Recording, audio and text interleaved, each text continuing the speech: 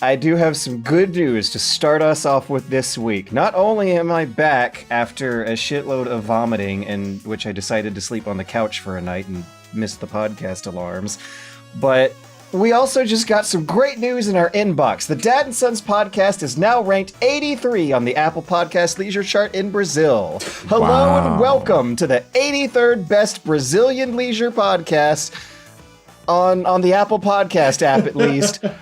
Hello, Brazil. This is Dad and Sons, and I'm just gonna go ahead and like introduce Liam and Matt before me, because I'm fucking worthless. We have Liam Edwards, who has a job and stuff, and a girlfriend, and in a house that he pays for in Japan as a game developer. This is a lie. I don't have a house. We have Matt Visual, who's like a trailblazer of a new career, grinding a hustle with some weird roommate situations in the brave new world of California. You've moved out there, and you're seeing it gradually come together with big social media clients. And me and my roommate just lost a job because of the coronavirus. Oh, because I'm George, the Patreon supported YouTuber who just sits around here and tries to pretend like I have a normal job, like actual people who, I don't know. I'm sure that everyone else's lives seem so much more interesting to ours right now. I'm still a trailblazer though. I'm still a trailblazer. If you couldn't tell, George is having one of his crisis days. Also, I forgot that we started this podcast before Matt moved to California. I forgot. Man, it's been that long. It's been that long, guys. Wow. It's been I totally forgot a about long that. time. Yeah, dude. Oh, I'm telling you, I've been through so much on this podcast. It's insane. And we've shared every ounce of detail. It's no wonder, during the survey, the highest ranked thing was our life stories. How did we end up being interesting people? Are we even interesting? I don't know. No, Probably not.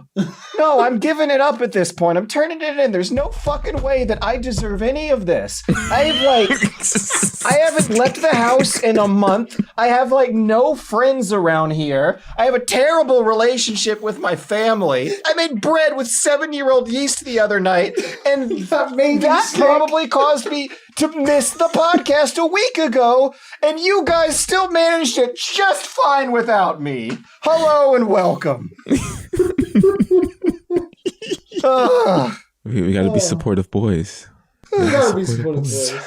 So yeah, I don't know if you guys are at this stage yet or not, but it's been a very long time since I've talked to people with my mouth, okay? I just have arguments with myself when I'm cooking or washing dishes. I sing my energetic 80s Spotify playlist. What do you argue with yourself about? Shit. Whether or not we should vote for Biden. You should, because it's your only hope. Regardless. Right? But there's so many good arguments to be made against doing the protest thing this time. There is only one argument. Well, but the thing is, Trump for another 4 years? Trump could be unpopular enough. No, it's simple question. Well, yeah, no, and the rational answer is no, and I'm with you there. I think the thing is, okay, the fantasy vision, the completely unrealistic but oh so gratifying and something that would only work at this point in history vision that I think a lot of the Bernie bros are getting swooped up in is the thought that Trump actually is so unpopular that this could be the first time in American history that a third party write-in wins the general. I think that actually is the fantasy that they are coming after, and we are going to get shitloads of bad comments from this. It's the most political I've ever gotten. I've been locked up way too long. I'm shaking. How are you guys? Literally fantasy. Living in fantasy. Yeah, and that's pretty much it. Guys, I released a game and didn't do anything else. How is it, by the way? Yay! Let's talk about it. Let's talk about it. So he released Scrappers on the Apple Arcade. You are a scrapper, Leah. You're a determined, improvisational, spunky little scrapper. Thanks, George. Let's go back to you guys instead of me. He's a big time developer now. No. On the Apple Arcade. Look at this guy. Big sauce. Well, this is the thing, right? It's great to say all of this, but like I must admit, having been in a larger responsibility role of co-directing this project, I have had the most stressful like 5 days of my life. So it's kind of weird, right? Like I think this goes back to like project management or being in control of stuff. But usually being quite positive, we tend to like celebrate every milestone during this project. Sometimes you'll work in places and people won't celebrate anything. And I think that's fucking wrong. Like it's so hard to make games. It's a miracle they even exist.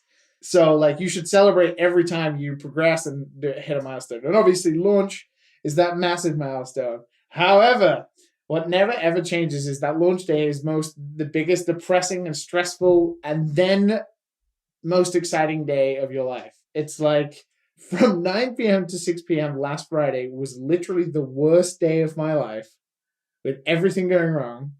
And then as soon as it launches and everybody starts talking about it, it becomes the best day of your life. And it's amazing. Until a major bug comes along and you have to make a fix. So you've got to stay up until fucking 5 a.m. trying to fix it to do an emergency patch.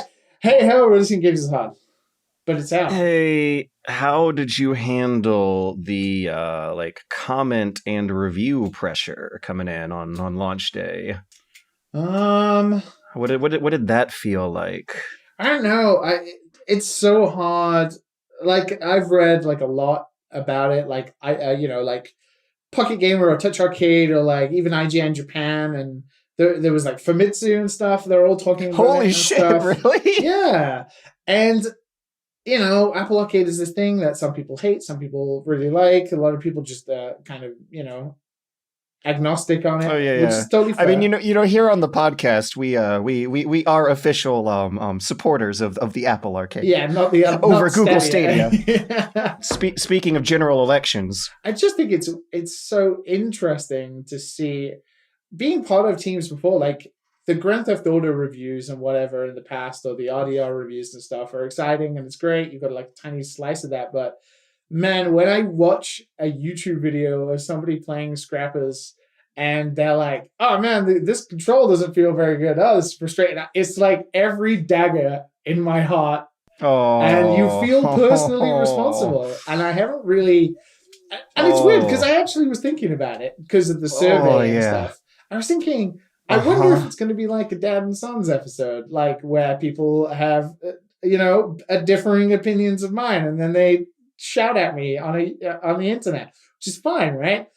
But I don't know. It was just way harder to deal with reading bad stuff about Scrappers, if there was. There was a couple of comments and stuff, but there was a lot of positivity, which was amazing, and so many tweets and stuff. It was great. But I don't know. I think it's because, making games is something I just incredibly am passionate about. So it was both the worst and best experience.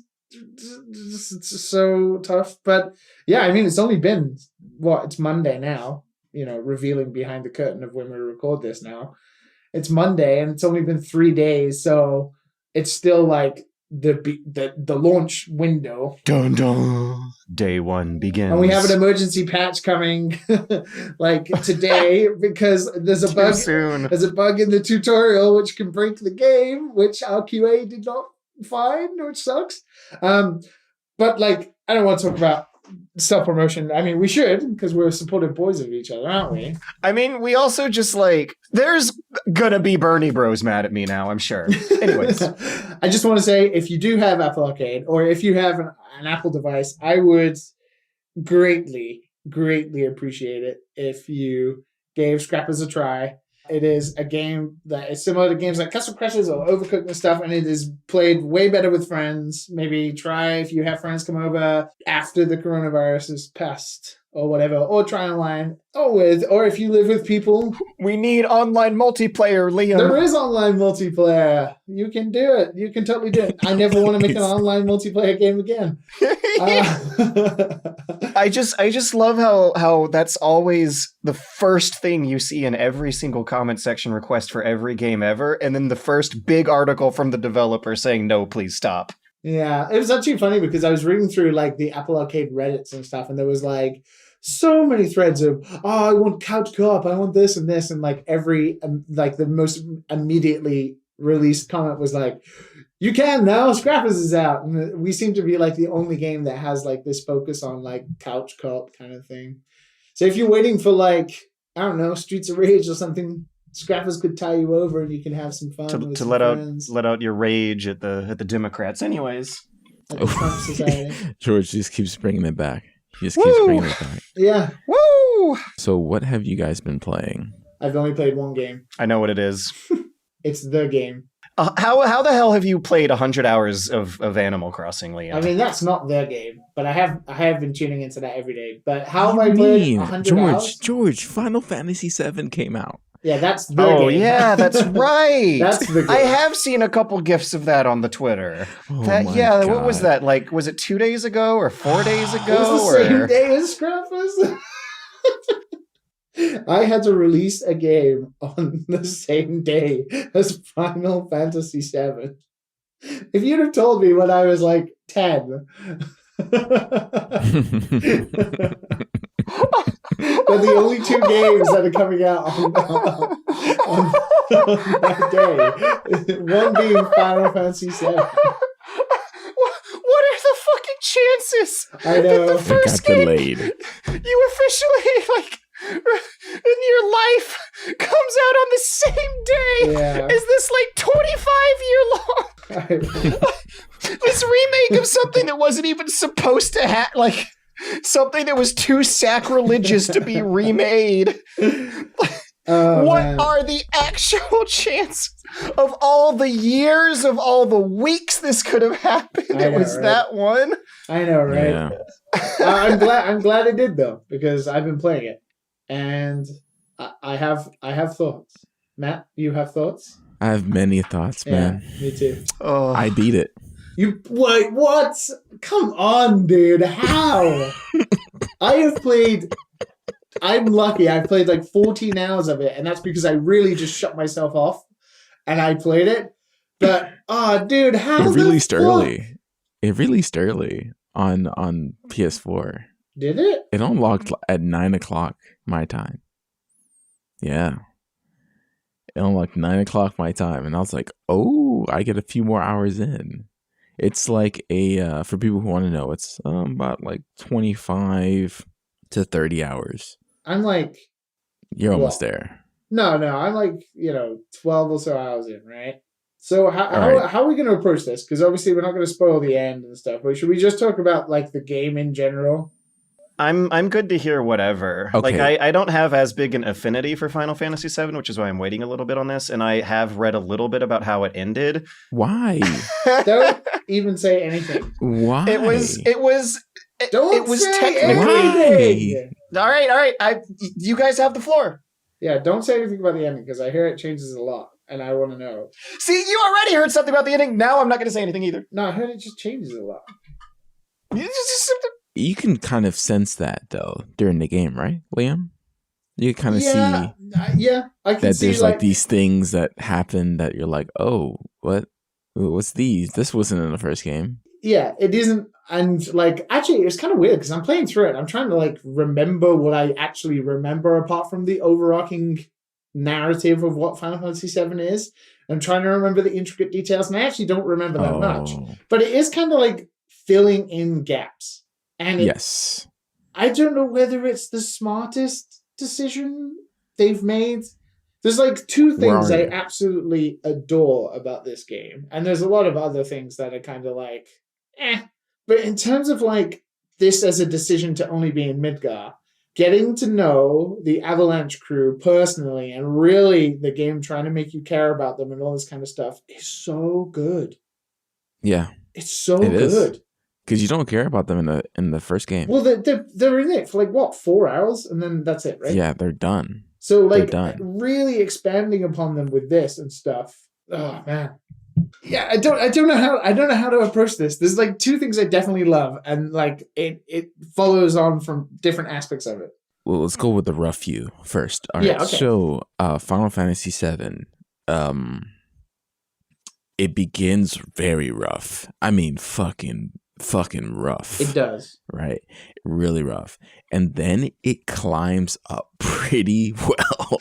Like pretty good. Like I don't understand who like got in charge of the game after the first couple hours, but the writing changes, they curse. Like what is happening? That is Ooh. oh my god, you've like nailed like it almost biggest seems foreign, right? It almost it's seems so foreign. weird. Wait, what's the rating this time? It's like getting really good reviews. 87 or something like that. Oh no, I mean ESRB age rating. Oh right, that is a completely different thing.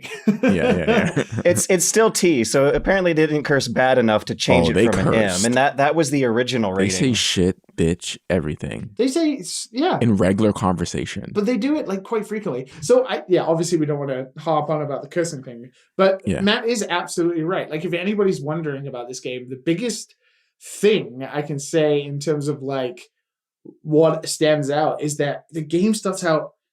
I mean, the gameplay is, kind of similar throughout, but the way the characters interact and talk in the beginning is like aliens who came down to the planet and tried to pretend to be humans. Mm-hmm.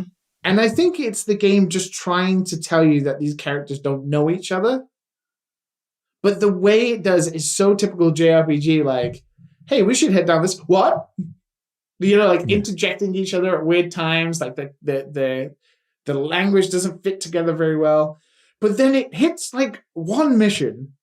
I don't want to spoil too much, but the one with Jessie and her parents. Matt, you'll know what I'm talking about. Yeah. And from that mission on, the dialogue between all of the characters is like the fucking best video game JRPG dialogue I have ever seen. It just flips. And as soon as all the characters know each other, or like the game gets over them not being friends, it becomes fucking brilliant. And tied into that is the cinematography, which, Matt, I don't know like how that stood out for you. But to me, the cinematography like of the shots and like the close-ups of the faces, and it's not doing too much of the old like JRPG like characters shaking their heads and nodding in weird ways and that kind of thing. It has like very static shots and stuff that sort of fit really nicely. I didn't really notice much that really caught my eye, to be honest. In this one, I don't know, man. I was like, every time I think about that in Final Fantasy VII camera shots, I think about him going back to his hometown. Yeah, I would say for the camera shots, there's something weird about it after you start doing regular like side quests and stuff, because there are side quests in this game. Side quests is so and gosh. It's just like this like stiff angle between characters. And it's just like, hey, what are you guys doing now? Like, the quality for this game is so inconsistent. It's so inconsistent. It's so inconsistent, and it stays like that. Like, at one times you're like, holy shit, this was worth $60. And other times you're like, at least they tried. Like it's like it's weird. It's like playing, and the design is old. It's not polished. Like the design, like you can't jump. You still have to walk down ladders, like, and press a button and hold a button. Like, it's the most annoying fucking thing in the world. It suffers from so much of like there is a pathway down here, but there's an invisible collision box that I can't walk past. So what's the point of even having this pathway in 2020? Like, it's 2020. It's a new decade. Like, what are you guys doing? It's like some of the textures. It's like, oh my god, the textures are bad. The textures are so fucking bad. It's playing on the PS4. Like, what can you do, right? But it's forgivable. I don't know if it is forgivable. I don't because of the scale of the game, which is not that large compared to other games. Like, if you think of like, no, they had to split it up still. But even then, it does a really good job of giving you a sense of place, which is important, right? Midgar is a famous video game place that we know because of the opening shots of the game, but we don't know because the game only spends a short amount of time there. But in this game, it really expands upon the slums, the plates. I will never forget the quote about it being like a pizza. Well, they say it a lot in Yeah, they this say it game. a lot. Yeah. Hell yeah. The big pizza in the Pizza sky. City. Pizza City, USA. This game feels like Final Fantasy met Yakuza 0. Yes. Yakuza? Yeah. That's how it feels, because the side quests feel like that too. Like some of the side quests are like straight out of Yakuza. Yeah, am I saying that right? I'm not saying that right. Yakuza. That sounds so comfy though. Like in the original game, Midgar was so kind of abandoned and barren, and the idea of walking around a crowded, populated Midgard with like ambient noise in the background, like in the Yakuza games, just taking in the city vibes. Now, let me stop you there, dude, because you think that would be a good thing, right? But then this game has an audio issue where you walk down the streets and you're like following the character who's talking to you, and then every fucking NPC in the entire fucking street is also trying to talk to you at the same time or talk to somebody else, and the audio is so poorly mixed that you'll be following Tifa, and Tifa will be like, "Hey, Cloud, how's it going?" They're having like an emotional connection, and then some guy will be like, "Fucking Shinra, what the fuck's going on?" And all you hear is just NPCs talking over the top of you all the time. Like I said, not polished. It's not polished. Not at all, man. And to be honest, like I still enjoyed it, even though it's so good though. It's kind of what I expected it to kind of be, like a little trash, just like a little trash, a little dumpster fire. Yeah. But it's not. Just a little bit on the side. So, instead of your mashed potatoes, you just got a little bit of newspaper. Yeah. And it's the Biden article. Oh my God. So there's two things that I really, really, really like about this game. But before I talk about that, I still want to talk about a little bit of what Matt's going on about, which is this underpolished nature of it. And I got something to add before you go into the good stuff. Please tell me it's about Barrett. No. Oh no. Oh yeah. Because Barrett, I love that guy, but man, they done my boy bad. He's annoying. Black. He's so Black sense. Is that was? And it's not like in a like respectable way. I don't know, Matt. You probably obviously not probably. I mean, there are other black characters. There are other black characters. Like Rude is black. It's just that they make him to be Mr. T, like to the eccentric extra nature where they're having a normal conversation, and then Barrett will just scream obnoxiously all the time. He's by far the most annoying character. His tone is so off. Like, he's eccentric and he's like a tough guy and he's like, he's got a lot of layers to him beyond him just being like, yeah, and he's I'm black. Blind. Right? And he's blind too. Like, he's like so focused in his like mission. Yeah. And it was just like awkward. You remember that scene where they're all talking? He's like giving the speech after like thousands of people have died. It's so weird. Like, that's weird. He has the most, what I would say, traditional JRPG dialogue, where they've written a stereotyped character to be the most stereotyped. But he's not even stereotyped. His tone is just bad. It's like they're having a normal conversation, and he'll be like, "What up, soldier boy?" Like, it's just so, even if his personality is like that, he would be a normal human being and he wouldn't interject in weird ways like that. Like, when he's walking around, he's like, "You double crossing!" Like, what? It's so odd. I don't get it. I really wonder if they're going to change the characters in the second game.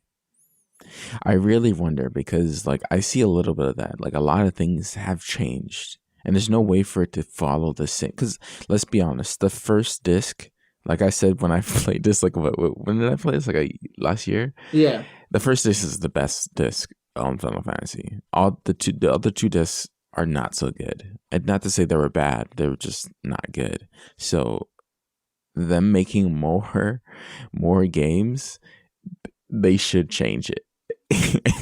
And I hope they will. But yeah, like, and I just hope Barrett maybe cleans up a little bit. Like now that they have like feedback, maybe they're like, oh, okay, maybe we can mess with the character a bit, because he was annoying in the first one too, a little His bit, tone right? is just so odd. It's so strange. It's weird. The thing is, it's weird hearing the dialogue out loud. Yeah. That was what's wrong with like the demo section. It's like, it's weird hearing that dialogue out loud. You know, it's just like, oh damn, it's that bad. Yes, it's that bad. That It's is, the JRPG yeah. story. It's that bad. I feel bad for him. What was the other thing? I wrote this down because I thought this was gonna keep happening, Mm-hmm. right? But it didn't, in a way. There's other things that happened, but not this bad. Do you remember when you first get back to the Seventh Heaven bar? Yeah. First you walk in, right?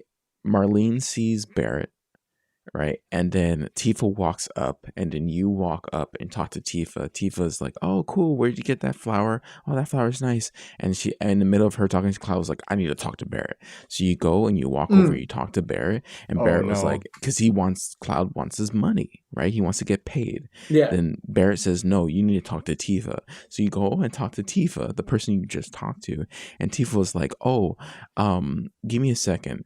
Go hang out with Marlene. Marlene is right next to Barrett, this huge motherfucking black guy, all right? Why do you need to hang out with Marlene for? Why do you? And then you go talk to Marlene. Marlene runs away, Yeah. right? Barrett gets mad in your face, pushes you a little bit, and you're just kind of confused. Barrett takes Marlene away. You walk over to Tifa. Tifa again says, yeah, about that. Let's wait a little bit. Let's go outside. So you go outside, and you're still asking for your money. And then she's like, oh, let's go walk over to the apartment. All this you're playing. All this waste of time. It was the worst part of the game. Anyone who's played this understands what I'm talking about. Do you remember that, Liam? So that's the thing, is like, that was what made me realize that they had just done Barrett badly, because like, when you're going through this and he's like, yeah, you talk to Diva, don't like, and he just stays in that character, and then he bounces back and forth, and then when you talk to Marlene, and like Marlene runs away, he's like, don't you be scaring my daughter. It's so odd. Like, it's so weird. It's such a weird scene. All of it's weird though. Well, why would you need to talk to Marlene for? She says, go keep Marlene For company. introductions. That's what. It's for the stupid logic of introducing a character in the most stupid way. Like, Barrett should be introducing. See, this is like a prime example of where this game goes wrong in some areas compared to what it does later, which is really, really good. Like, Jessie's story is amazing, and like the introduction of like what's going on with her is so good. Aerith is pretty good. Yeah. Wait, is she Aerith in this one or Ares? Aerith. I feel like such a like that whole section is really good. Like when like I did, that is basically where I'm at, like just after that. Yeah. And it was awesome. People know the story. Like, I know. I'm just being careful. But yeah. It's really hard because everybody's great. I love Biggs. I love Wedge. I absolutely love Tifa. I really like Aerith as well. Jessie is so great.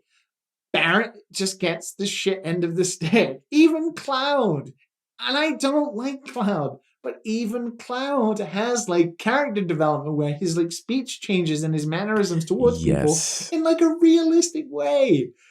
Whereas like that would be a perfect example. That scene would be like a perfect example of like Barrett showing his humanity, right? Like why he's doing this mission, because he has this daughter he wants to protect, and he wants to protect the planet and all this kind of stuff. It would have been like an amazing, humane way of like introducing the character Marlene without doing this stupid thing of go talk to Marlene, and also showing the human side of Barrett, which would, you know, level him out with the rest of what it's doing with all the other characters. I gotta say though, despite like little issues like that, it's pretty good. Like I would say a good portion of the game is good. It does drag in some parts because they really stretch this game out. Yes, they really do. And I would say, like we talked about when I had the podcast with George, there is some of that like male fantasy type thing going on, but it does get turned around This game quite a is bit. thirsty. It's thirsty, It's dude. thirsty. Like, the way they have Jesse. Yeah. And Tifa. And well, not so much. Not so much, but you know. Not so much. Everybody but, wants like, a little piece of Cloud ass. Everyone wants a piece of Cloud. And, even Wedge. Even Wedge wants a piece of Cloud ass. Wedge wants a piece of Cloud. Even there's some dialogue later that Barrett's like, Wedge really likes you. I swear to God. Hey, you're my bro, right? I feel good, bro. Stop calling me that. I would really love it if someone made a ROM hack of like Ocarina of Time or something where every other woman you talk to is just like, oh, and by the way, you're so hot right now. Yeah. Like, it's such a JRPG cliche that I have just grown to love and want to see parodied more often. It's really odd in this game. The thing is, like, I say that there are some parts of the game that really even it out a bit. Let me say, Wall Market is probably one of my favorite sections of the game. No, I haven't. I saw Rami tweeting about that section. Holy I don't know yet. I don't know yet. Holy shit! I'll get there. Look, Liam, you're gonna hit that section, and there's gonna be a moment where a character flips out, and you're like, "Am I playing a JRPG?" Yes, Liam, you are. And it's fucking fantastic. Okay. Dude. I look forward to it. Oh my God. I wish it didn't fall off after Whoa. Like Whoa. Whoa. It doesn't fall off after that part, but yeah. I just think, well, so far from what I've played, the last third is a little okay. Yeah.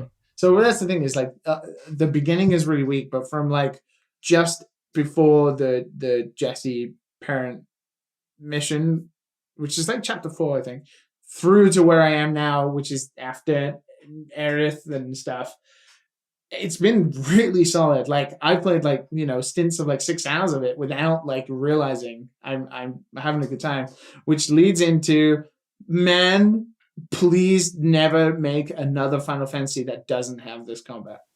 Yeah, the only thing they need to do with this combat is fix the camera a little bit. Yes. And this combat would be the best combat. I want to know, can you camp around corners and just wait for enemies to run up into your sword? Not all the time. No, not all the time. Because I'm going to try that for every single one I can. You do that, and that just gets me so annoyed. I don't know. Like, for me, I already was, having played the demo last year, and then we played the demo, I said a lot that this combat from when I played it could be great. And man, once you get into the flow and you start understanding weaknesses and stuff, and then you're switching between all the different characters and you're using their abilities and waiting for the ATBs to grow, and then you're mid-maxing sort of like their skills mixed with everybody else's. Man, I love this combat system.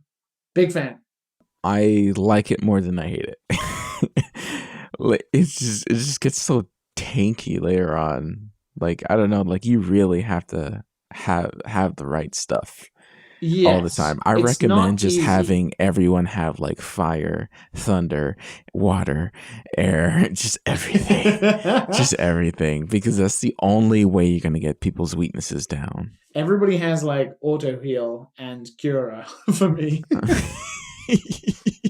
So I always have like, if I've got 3 party members, I always have like 2 ATB bars up, ready to do cure any minute, and then the other one just spamming all the weakness spells.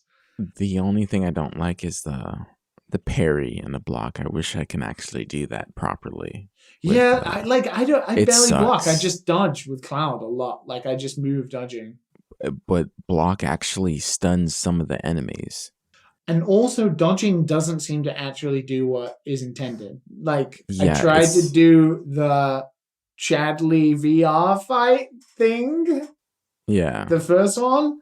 Yeah. And, like, every time I blocked the attacks from Shiva, like, I just got hit. Whereas when when I blocked it, it took, like, 10% damage. Whereas when I actually dodged out of the way, they automatically hit me and did shit tons of damage. Like, I don't know. But man, like when it's in the flow and everything's moving, pausing and fighting and then pausing, it's like the perfect thing for me. Like it feels like somebody made it for me. And that is so cool. I really do like it. I think it's a good game, and I'm glad I got it, to be honest. You know, it's $60 is a lot. I'm really having fun. Yeah, I had a blast with it actually. And at the end they give you an XP boost and hard mode. I kid you not. XP boost and everything. They want you to max it out. It's really cool. And a chapter select. I wonder if they're gonna do. I mean, they probably haven't even fucking started with episode 2, but I wonder if you have to start blank slate with the characters. I'm gonna hate that. It's gonna have to. Or if you can carry your actual save over, and if now means I need to carry my fucking PS4 data with me for the next 6 years so I can carry over. You're gonna have to sign. A lot of people are gonna have to sign up for PlayStation Plus. Yeah. So you can get the cloud save. Fuck's sakes. Yeah, but you're gonna have to sign up for years. Yeah, it's gonna be absolute like 6 years, like because minimum. if my thing dies, that's it. I'm done. What are you guys talking about right now? I don't know. Transferring the save over, like Mass Effect. Remember Mass Effect? You could transfer. So the next game for transferring your save over requires you to upload it to the internet? We don't know yet because the game hasn't even started development. Yeah, if your PS4 dies or anything, you're fucked, right? And this is going to be for PS5. Let's be honest here. Like tail end PS5, which is so frustrating. Yeah. After the Biden terms are over. But I don't understand because that's the one. That's another thing that is kind of frustrating about this game is the environments are just not that good. They're not, and it loses a lot of like color and character that the original has. Yeah. Like because they're they're like paintings and the characters are sitting on top of paintings, so you get really used to recognizing where you are. Whereas in this game, like I'm just looking at one either shitty ass shanty or I'm looking at a brick wall and rocks. Like it's not very engrossing in terms of environments. They try to make Midgar a place, and I do appreciate that, but the actual intricate environments is not very good. They need a little bit more time, a little bit more elbow grease, man. A little bit more elbow grease. But yeah, that's Final Fantasy. Sorry, George. No worries. That actually sounds like I would probably have a pretty good time with it. Yeah, like the first couple of hours, I was gonna say, you know what, George, don't get this game. And then but the demo was good. And then I played an extra couple hours. I was like, oh. Yeah, and like I think one of the hardest things I would have trouble getting used to going back to the old game is like that old translation for that old writing. And seeing those same old characters, like the fact that you guys were using the word human does a lot for me. Human. It's different. It's different. Hearing Cloud say, "I'm gonna get you, bitch," is amazing. You know, it's amazing. I gotta say, I didn't know I needed it until I got it. I'm not your bro. Stop calling me that. So I really so like the dialogue after a certain time. Like after that one mission, it flipped. It's so good. Whatever team worked on it, congratulations, man, because you saved the game. You saved it, because it could have been boring. It could have been just same thing, just an actual remake, but they did something pretty cool with it. And those extra moments, oh, man. This does redefine like the term remake very much. It does. Even though a lot of it's shitty. Don't get us wrong. You know what bugs the hell out of me is that this is supposedly a more creative imagining, totally different story remake, but they stamp that word remake on the title art of this game, and whenever you Google search for this game and see the title, but all these Resident Evil remakes coming out, they're just named after the original games, but this is like, there's more of a remake than this one, apparently. Yeah. This is a lot more of a reinvention. It's a reinvention. Whereas Resident Evil 3 is getting flack right now for being the same amount of hours the original game was. Wow. Yeah, No, reviews for RE3 are in, and they're pretty good, but the biggest complaints are that it's over in like 6 to 8 hours. I heard people complain about it. That it wasn't. Man, why would people? It wasn't as good as about Part that? 2 or something like that. That was like the other lighter complaint. This one's getting like 80s, and RE2 was getting 90s. So I Not much of a difference. I played the 20-minute demo and had a hell of a great time with it, and I'm really looking forward to going through the whole thing, and should probably do that soon. You got Resident Evil, but you didn't get Final Fantasy VII. Okay. I got Animal Crossing. Oh, okay. That was your game. Okay. So Liam, Fuck Animal Crossing. in last week's podcast, you said just like a week after launch that you played about 100 hours of Animal Crossing. Yeah, something like that. Yeah. How? How? Because I've got a really pretty island, and I've got like a lot of things. I made a lot of money. Pretty island. I made like $2 million in bells last week from 10. Oh my god! I bet you've paid off. Okay, no, Fucking literally big how? baller. I have paid off my loans. You gonna joke and insult me then, but I have paid off my loans. But I load this game up for 30 minutes. I shake some trees. I break some rocks. I catch some fish. I fill my inventory up. I go to the store. I sell it out. This is the same loop that keeps happening. I'm like, well, you've missed like 4 things that have made this one interesting already in what you've just said, which is like 1, going to Nook Islands and like selling all the exotic fruits and doing stuff like that.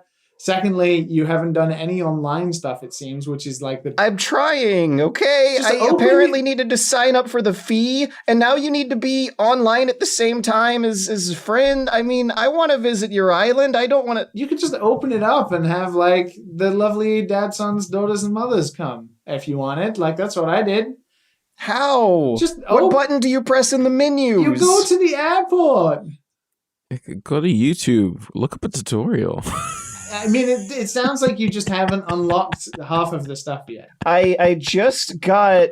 Okay, I'll tell you what happened. What did you get? I mean, there's no spoilers. It's Animal Crossing. Tom Nook sends you on some fetch quests to upgrade his little shop tent, and then he asks you to get 30 hardwood, 30 softwood. So you've literally played 5 minutes of the game. 30... No, I haven't. I played like 10 hours. Shut up. George, I'm sorry. Ridiculous. You're not selling yourself as a pro gamer here, because anybody who's played Animal Crossing would know that is literally like the first thing you do. How do you even get the 30 iron nuggets? Go Those things to don't the spawn. Nook Islands. Buy What have the you been tickets. doing? I have. I've gone to 2 Nook Islands. What do you want out of me? They're all the same as the regular island I have. Break the rocks, man. Keep doing it. They have like 2 different trees, and that's it. Then you need to find a place that has rocks. I farm them and repeat them, and okay, we're off on Wait, what have you been doing for 10 hours? Yeah, that farming and repeating, filling the inventory up and selling it off, and the menu animations and these Japanese portable games take fucking forever and add up in that kind of way. Okay, so we might be on a bad start here, right? But I'm glad I bought this game. I'm happy. I'm having fun. Oh, it's so happy. It's sweet and cute. You look Fuck like everything. Alex Jones, man. Yeah, you do look a little Alyx Jones right now. Animal Crossing is Beautiful. is a dose of cute, adorable Hang on, I'm actually going to check. sneeziness that I think I really needed right now. Oh, I have it right here. But Look, I'm selling things. what are you selling? Actually, let me look at this, okay? Let me see. Hang on, what? 'Cause maybe you can look at my game and try to tell me what I'm doing wrong. Like, I was not seeing the menu options you were describing for the Dodo airport. What are we doing? Why are we both looking at our Switches while the podcast is happening? I can give you a live tutorial on how to actually go online. This is the same problem I had with the GameCube version. Look, George, I'll show you my beautiful 15 garden years ago. that you too could own after I have opening a the store. I have a grill, I have a telescope, but you don't do anything with them. They just sit there in your weird little room house on the floor. Look at my Godzilla.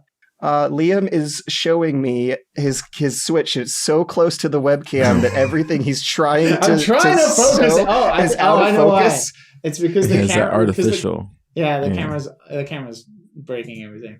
I have a beautiful island, and hang on, I will double check. How much have I played? I probably haven't played I'm just trying to 100, show but I played a George lot. his Godzilla. I played 85 hours. Should be the podcast. I name. don't understand what content or activities occupy those 85 hours. Like decorating your island, doing the same stuff you do in Stardew Valley. Like that's Okay, Wait, hang on. I'm gonna check Nitro Dad, our friend of the show, because I know he plays a lot. What's? let me just connect you to the old internet, Roger. And he's probably not going to find anyone unless you're like online and live at the same exact time right now, right? Isn't that how this works? Oh, now I actually get a connection because you're right here with me. This is the shit I have to go through to get this online. I don't understand how you people do it. Wow. So, Nitro. you like the game? Wait, guys, take a stab at what our good friend of the show, Nitro Rad, how many hours he's played. I don't wanna. Ooh, I hate everything. 235. What do you do? What do you do for 235 hours? He does the same thing you do. YouTube videos. He has extra time. No, I mean in the game. Okay.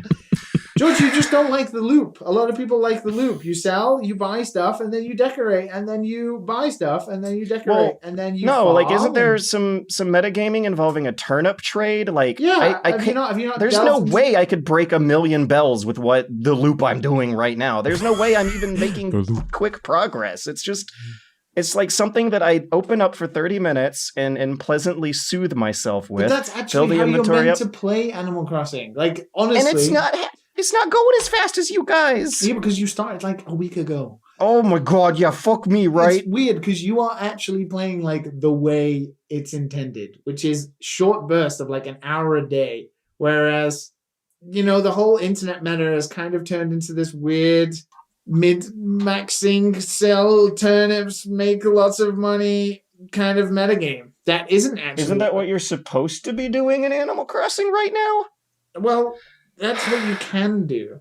Like, I haven't even gotten the bridges, man. For some reason, I feel like these 30 iron nuggets shouldn't be as intimidating as they are. They're for not. me. You'll get them, and you'll realize very soon that you'll have an infinite amount of iron nuggets. Liam, why do every Japanese portable games have really long, repetitive menu animations? I will admit there are some things that are very frustrating. Like the crafting in this is incredibly frustrating. Like there is Like, why is this a specifically Japanese portable games thing? Like between Monster Hunter and Bone Eater.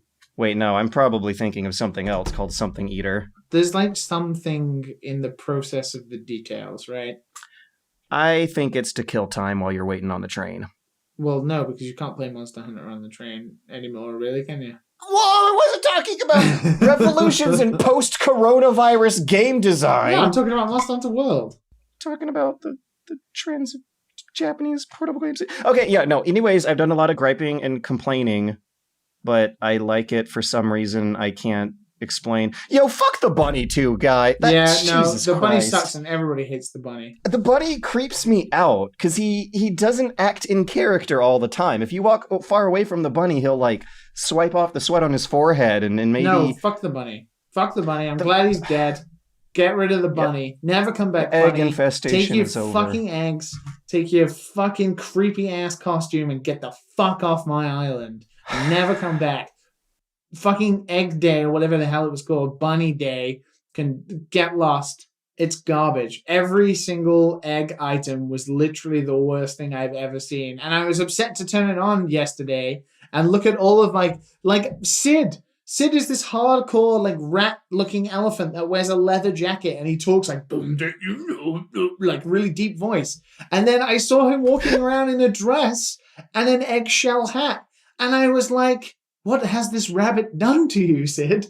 what has this rabbit done to you? And I just felt so sorry for him that I turned it off and was like, I'll wait another day for you to have your self-respect back. There's nothing cute about Easter bunnies. There's nothing cute about that bunny. That bunny is a psychotic-looking, Matt, you need to Google what that bunny looks like. Human-sized Easter bunnies are never a good idea, guys. Just it's the creepiest, stupidest thing. And those eggs, I'm trying to fish. I'm trying to fish. And every time, it's an egg. The colors and the brightness and the garishness of Easter bunny costuming pattern is gross. It's like they're too close to being clowns, you know? I feel sorry for you, George, because you've only played the game since it's been Bunny Day. You didn't get that glorious 2 weeks that was before. Yeah. So you are only about to experience it now. I think Bunny Day event started the day after I started playing. So I've been looping around. Looks like something out of Conquer. It does. It does look like something out of Conquer. I'll get those 30 iron ores eventually, but it kind of kills me, and probably soon, all things considered, but it kind of kills me that like a recipe for a Bunny Day bed, which is just an incredibly ugly looking pile of pillows on the floor, is like, 5 Easter eggs and some wood. But a recipe for a regular normal ass looking bed is like 15 pieces of wood and 10 iron nuggets. It just seems like it's asking a little much. It sucks. Like, the Bunny Day sucks. But yeah, I also forgot how surreal and weird the vibe of Animal Crossing is. Oh, don't ruin Animal Crossing, George. No, I'm not. I just said it was weird and surreal. I get it. It's like strange dream. It promotes deforestation in terms of capitalistic profit. Like, we don't need to read too much. No, I'm talking more about how there's like a dish drying rack on the floor of my house with no dishwasher or countertop or sink. Where did the dishes come from? Then why did you buy it? There was one of 2 items in the shop menu that whole entire day. So you're telling me if you walked into a supermarket and they only had a dish drying rack but no dishes, you would buy it and put it on the floor of your real apartment? If the system that I had been born into gave me no other choice to express myself except that way, then I guess I would. The game assumes you have some human logic to your own choices. Then why do the choices seem so randomized and illogical? Because I'd really like to have a countertop to put my dish rack on. I'd really like a table and a bed in my house. That's the beauty of Animal Crossing, is to have those goals. Like, I built a kitchen cafe in one of the rooms, and I'm so damn proud because I waited for that kitchen countertop for a long time. And my pizza brick oven. I waited a long ass motherfucking time for that, and I had a goal, and I accomplished it. Okay, my house might be incredibly weird and surreal and like a strange dream right now, but my yard, I have a rockin' great ass yard with that cute little camping cot that I put under the shade of a tree with a barbecue and a telescope. And see, here you go. This is the Animal Crossing spirit. It's coming out now. I'd rather just get rid of the house, get rid of the loans, get rid of the nooks, actually, and just live on that island with my little camping ground outside. How could you? What villages do you have? Do you even remember their names? I got the panda-looking guy with crosses in his eyes. I don't remember his name, but the first 2 that I started with were Portia and the squirrel. What's the squirrel look like? A little energetic boy. It was a name like Timmy or Jimmy or Bimmy or Spinny or Minnie. Does he wear a green jacket and he's like kind of orangey yellow? I think so. Is his name Sheldon? Yes. Sheldon, wow, me too. I was way off. Sheldon's my favorite. I love that little guy. I'm more of a fuchsia person. You son of a... To take a word from Cloud, bitch. In the original game, they would have just made that like Bees. punctuation. But yeah, like, okay, Animal Crossing. What do the animal neighbors in your village do throughout the day for a living to eat, sleep, and poop? Like, they kind of just take a few steps around and then take a few steps back and you can poop just stand there. Sometimes when you drop rocks and clay, it looks like poop. Yeah. But you can't actually poop. You sit on the toilet, and any fruit you have disappears.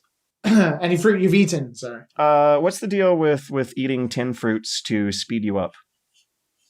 Tinned fruits? You mean just fruits in your inventory? Or foods, yeah. It gives you You gotta strength. eat 10 of them. It gives you strength. It allows you to dig trees out and then go plant them elsewhere. And it expires quickly. And it allows you to break rocks as well, which you shouldn't do unless they're in a place you don't want them to be. Oh, fuck off. No way. Yeah. Is this why I'm having so much trouble with the iron ores, actually? No. You don't want to break rocks. Don't break rocks. Because then the next day you can farm them for more minerals. So wait, I thought I was assuming they were going to respawn. They do in a different place, and it takes like 3 days though. Oh. Okay. Don't break rocks in the beginning. Like, don't eat fruit and break rocks. Just hit the rock 6 times. Actually, I think... Did you break all the rocks? I think we might have just found my problem. So there you go. The idiot who owns the island is in charge. Tom Nook should do more work. Don't you disparage that good man's name. I did not consent to many of the services he signed me up for. Then why did you fly to his island? Because I only had 2 choices on an option menu, and it was whether or not I'm a boy or a girl, not whether I wanted to go. Well, it's Tom Nook's deserted island package. I was very upset to find him on his supposedly deserted island. He gave you like a brick wall. He gave you a store. He gave you like all of nature's God green blessings. He doesn't False take anything advertising. For himself. He trusts you, and he builds you a house, and he says, he doesn't "Take me back whenever you like, whenever's free for you." But I'm gonna die someday. Sure, the character in the game's not. The character in the game is just a fictional virtual sprite living in a fake world. I, on the other hand, playing the game, am suffering for Tom Nook's laziness. Tom Nook's got other fish to fry. He just stands there in his tent with his spoiled, dumb kids. Nephews. Whatever. They're still kids, and they look like Tom Nook. Supply and source all of the goods, man. They literally run a shipping empire that somehow exports giant arcade machines to a random deserted island. Give them some credit. And yet somehow the local Easter Bunny's goods are cheaper and more plentiful. Yeah, the Easter Bunny's creepy, and you shouldn't talk to him. Didn't your parents ever teach you? Kids, if you're friends with some strange adults who are very into animals, play it safe. According to a shocking new documentary produced by Netflix called Animal Crossing New Horizons. Animal Crossing Tiger King. They might drive you crazy. So you're loving it then? You ever just really enjoy the 30 minutes a day where you go through a really cute, friendly, happy, funny game, and the whole while you're just like, fuck Tom Nook, fuck this island, fuck this buddy, fuck everything. Because that's what the experience of playing Animal Crossing has been like for me, and in complete 100% genuine sincerity, it's actually pretty fun time. I feel like it's a very, what is it? It's a great example of the sympathies of being an adult. You're looking at the most cute and adorable and non-realistic, nothing matters thing, and you're like, fuck this, fuck that, why the fuck? The game is a vessel for crass humor in a way that is just beautiful. I love it. Man. And the humor and the personality of that game is appealing to me in a way that it did not as a kid. It so often seems I love it. Like the experience of living the Japanese female imagination of making wry observational humor about the empty vapidness of commercialization and cuteness. I like it. I like it. I just want to get to the rest of my island faster. Anyways, yeah. We should talk about Tiger King. Tiger King's fucking nuts. All right. So I'm gonna get out of here. Speaking of are you getting pops, totally out? Because we could beat around the bush and try to sell you on it if you're still unsure. I mean, I'll watch it eventually. I just don't feel like getting to another long series right now. Oh man, it doesn't feel long when you watch it though. Yeah, 7 episodes, 45 minutes each. So I I only have one thing to say about Tiger King. They move very fast. I don't understand how Joe Exotic is a good singer. He's a really good country singer. Yet when you hear him talk, I think that's not him. that's the thing. I actually wanted to ask that. Is he actually singing? Let's do this, because revealing that this guy does music videos is a spoiler for Matt.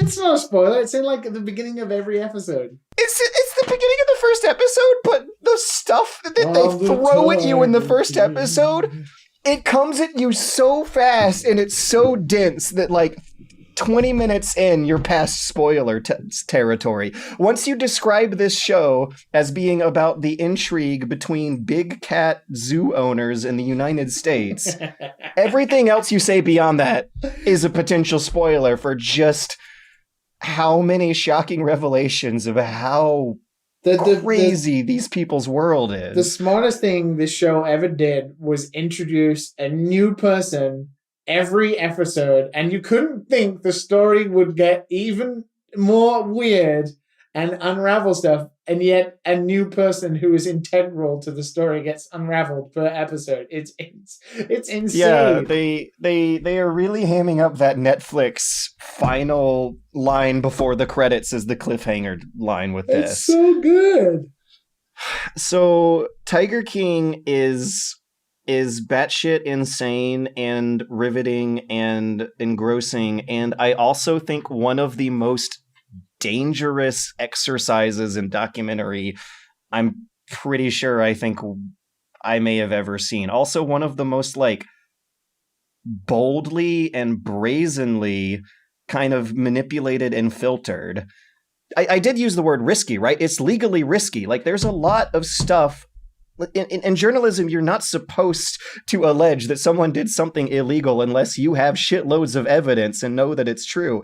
And they break a lot of rules here that like eventually come to wrap themselves up in a weird way. But it really kind of sort of feels like the crew and Netflix is playing a very dangerous game by publicizing this guy. I think this got sold to Netflix after. I don't think Netflix had any involvement until after this was a thing, and then they purchased it. Well, by putting Joe Exotic's name and face and voice and character out there in front of so many people, they're absolutely positively going to have a lot who are going to sympathize with him. This is a documentary about how internet drama can go way far out of control to the point where people get hurt and die. And I seriously worry that the success of this show... Come on, you watch through it. You know how it goes, right? Yeah, but I know. The premise is that this guy, Joe Exotic, hired somebody to try and kill somebody else. But the show never really talks about that until the ending, really. Like the last 2 episodes. Like, you know that's coming. That's the smart thing about this show. Like, you know it's coming. But, so you go in and expecting them to talk all about that.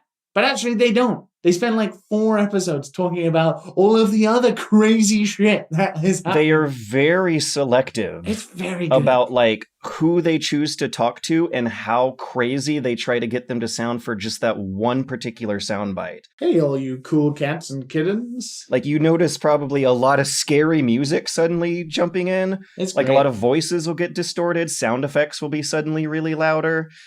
I like Joe Exotic. What's that? I like Joe Exotic. Oh boy. I do. He's a stupid idiot. Yet weirdly endearing at times. And that's the reason why Donald Trump is president and Boris Johnson is PM. Thank you, Liam, for pointing out the exact problem of why they maybe sort of should have made him look like a way worse person. Carol Baskin totally murdered her husband. Oh, calm the fuck down. Liam, don't be doing this to me after a week of sickness and isolation and the fucking plague. You're seriously gonna be a Joe Exotic stan, and I'm gonna have to take Team Carol here? I am, because that lady is like. Hail, you cool cats and kittens! I cannot stand that. Oh my god! No, I'm sorry. There is something weird that happens whenever any like socially awkward middle-aged white woman has as a cause, whether it's like Hillary Clinton or Carol Baskin. It attracts so much hatred. I am joking about the murdering her husband thing. I don't know, but in terms That's of the like, thing. Like you're not supposed to.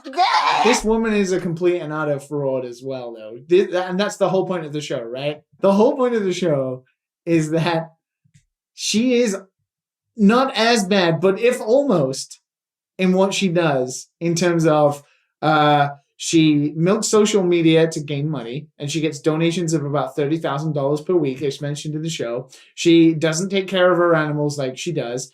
Kind of the whole supporting the big cats things, yet she has like 80 cats herself and doesn't contribute to like progressive wildlife conservation by releasing her tigers into the wild and all that kind of stuff. And also, fourthly, she hires unpaid interns and gets like 80 people to volunteer and work in her place. She's almost as bad. And that is part of the key info, where she's not trying to murder people. She's also and that's just ridiculous. But it's the whole point of the show is about, in the beginning, talking about this cat issue, right? And what is like ethical. And a part of what is bad about the show maybe also be the fact that it swings away from ever caring about big cats and becomes a character drama. Yeah, it's very unfortunate for a lot of reasons. She's just as bad in that regard. Oh, come the fuck on. But she is. No, like she's operating a non-profit. That's the reason why they aren't being paid. You only see like a few clips of the tigers being in small cages when throughout most of their lives there, apparently they live in big fenced-in yards that you don't see from the front of the gates. But they show a map of the sanctuary like from above. Like the show also doesn't... The show doesn't purposely try and paint her in a bad light, but doesn't... Yes, it does. It doesn't shine away from showing the harshness of maybe what she is doing as well. And like, yeah, I get that there, but oh my God, this is such a weird show. Her husband was probably a drug smuggler who had actually legitimately whatever, who actually illegally disappeared on one of his mini planes he knew how to fly for one of his mini Costa Rican prostitute trips that they had a very bad marriage and argument over and was expecting a disappearance to happen anyway. Fed to tigers. Yeah, and you know what? The police are reopening that case, right? I don't doubt there is going to be like 10 new podcasts next year based around trying to find out what the actual conclusion of what happened to her husband would be. Like the truth behind whether or not either he was murdered by her or, you know, the whole drug thing happened. The way I interpret it is that the truth is probably a more mundane and less sensational explanation. No doubt. Involves really, really skilled documentary filmmakers making this shit look way more magical than it actually is. And yes, I would agree. It's probably more mundane than we actually thought. But what if this show has taught you anything? Crazy shit can happen and it's real. And like you'll have some very strange human beings who will be involved. Well, you say strange, but I feel like in a lot of really sad ways, like the real lives behind these human beings is pretty darn visible in a very transparent way on this show. Like they go through profiles of people who have no other options in life but that's what I'm talking about. They have options, but eventually they get manipulated by this horrible abusive narcissist. Are we talking about Carol or Joe? Joe, who takes advantage of the fact that they don't have like an easy way to get an education or an outlet for it, and also the kind of weirdly addictive qualities these big cats seem to have on their owners. The crazy drug lord who chainsawed a guy was the only one who seemed to be aware that there was some sort of like need for a fix for tigers these people kept getting. Like being around a tiger is... I love every person in this show because they are just amazing character studies.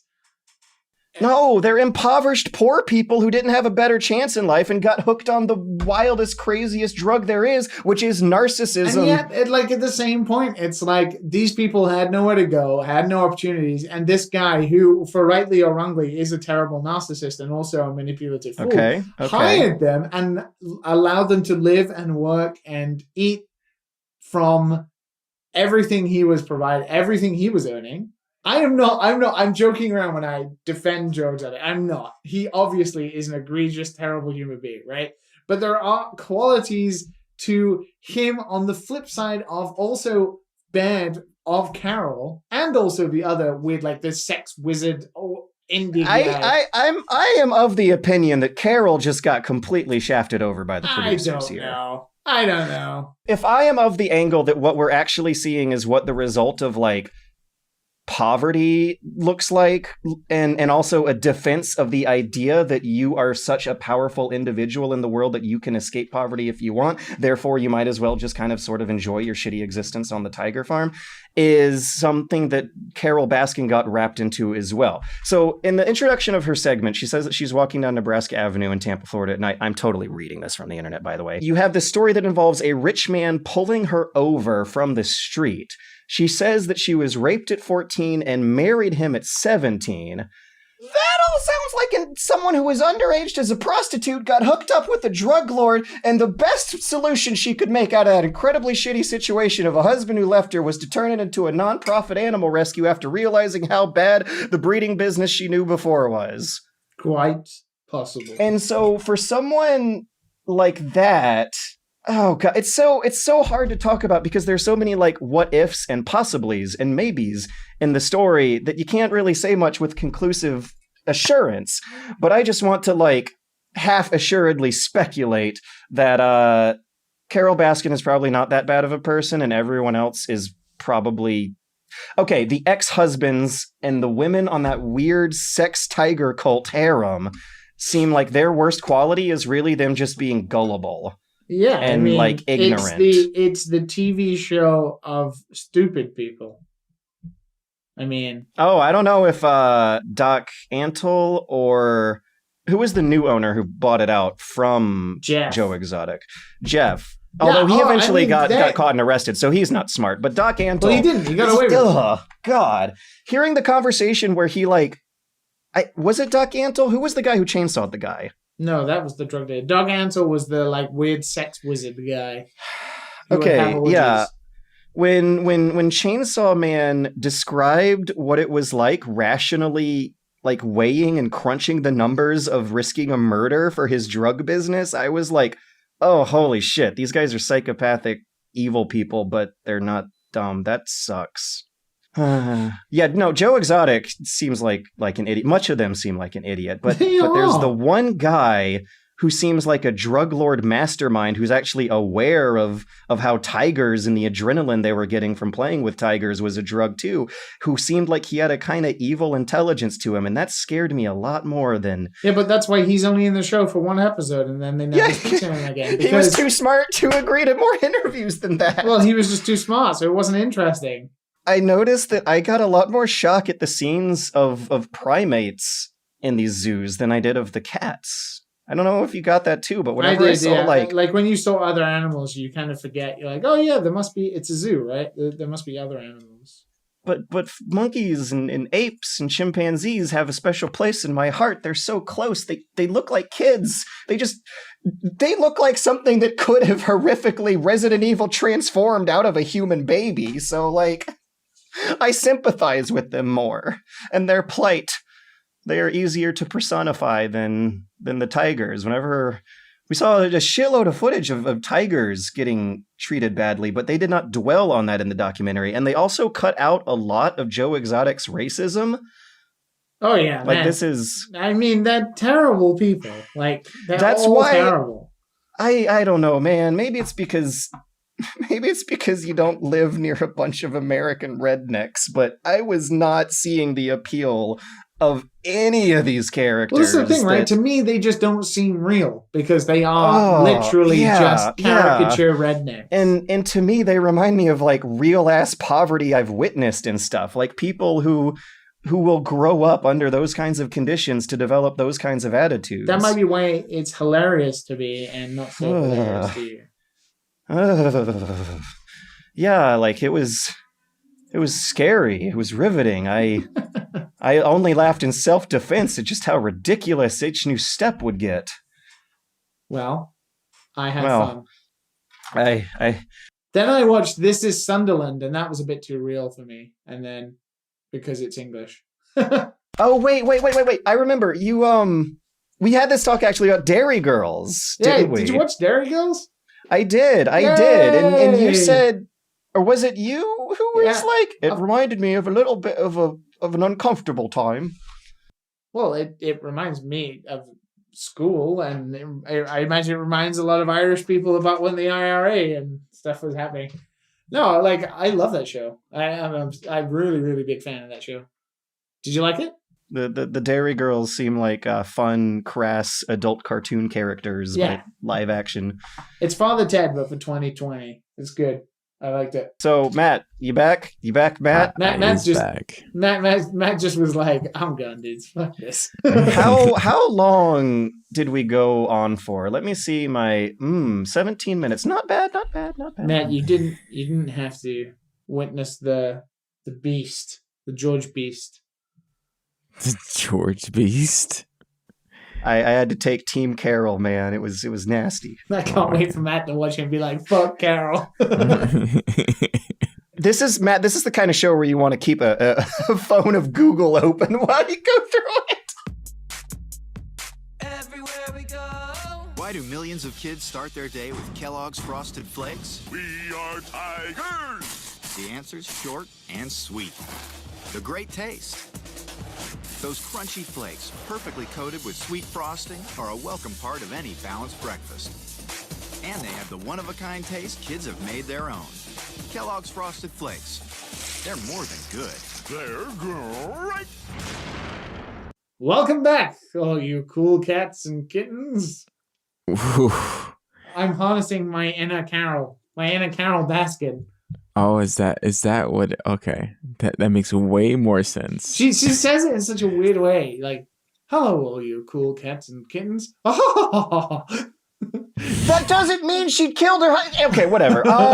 Yes, they said I buried him after and ate him to the tigers. Okay. You know, scenes of that kind I'm just gonna walk away. horrific. I'm just gonna walk away again. No, come back. Just gonna walk away again. Resident Evil 4. Yeah, chainsaw deaths are something that hopefully happen in Resident Evil 4 and not to Carol's husband and Tiger King. What is going on? They're remaking Resident Evil 4, Matt. Well, supposedly. Yeah, according to rumors from videogameschronicle.com, Yes. multiple sources. Mm-hmm. Yeah, that shit's gonna sell. It's gonna sell. Ooh, that is And yet, most of the majority of people talking about it are quite upset because supposedly Resident Evil 4 doesn't need a remake.